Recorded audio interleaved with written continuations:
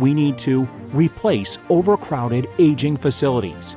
If passed, the bond would replace 4 schools that are old and rated poor for structural integrity. These same schools are over capacity.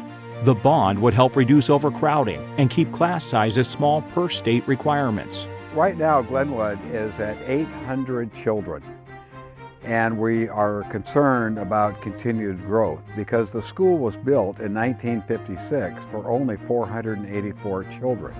Enrollment at Pleasant Valley Primary and Middle Schools has also grown beyond its capacity. Lauren Middle School is 52 years old and shows the effects of decades of wear and tear, water drainage problems, and leaky roofs.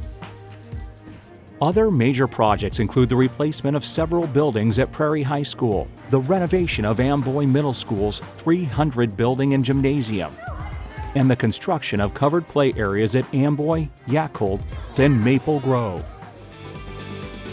Please mail in your ballot by April 24th.